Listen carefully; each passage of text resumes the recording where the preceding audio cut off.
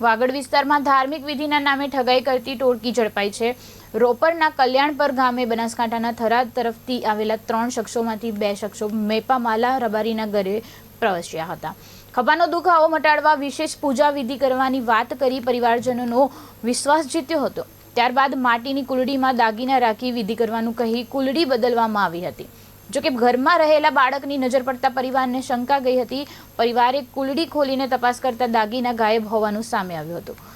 ત્યારબાદ રબારી સમાજના યુવાનો અને સ્થાનિક વડવાળા ગ્રુપને જાણ કરવામાં આવી હતી। આરોપીઓની ગાડી અને અન્ય વિગતો સોશિયલ મીડિયા પર વાયરલ કરી વિવિધ માર્ગો પર નાકાબંધી કરવામાં આવી હતી। પૂર્વ કચ્છ એસપી સાગર બાગમારની સૂચનાથી રાપર પોલીસ અને એલસીબીની ટીમોએ ગાડીના નંબર, મોબાઈલ લોકેશન અને સીસીટીવી ફૂટેજના આધારે તપાસ શરૂ કરી હતી। આરોપીઓ રાધનપુર તરફ ભાગી રહ્યા હોવાની માહિતી મળતા ગરામડી નજીક પોલીસ અને સ્થાનિક યુવાનોની ટીમે શંકાસ્પદ ગાડી અટકાવી 3 શખ્સોને ઝડપી પાડ્યા હતા।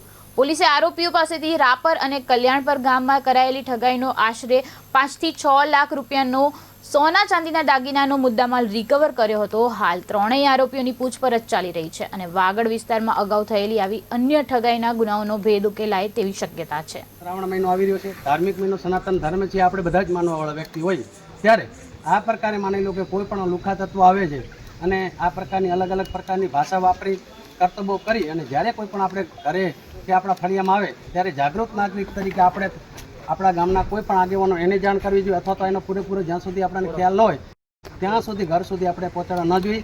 અને આ બાબતે જ્યારે અમારી ટીમને અને પોલીસ તંત્રનો ખૂબ આભાર માને છે આ તકે। અને હવે બીજી એક વિનંતી સોશિયલ મીડિયા અને ટીવીના માધ્યમથી આપણે બધાને એક મેસેજ દેવા માગું છું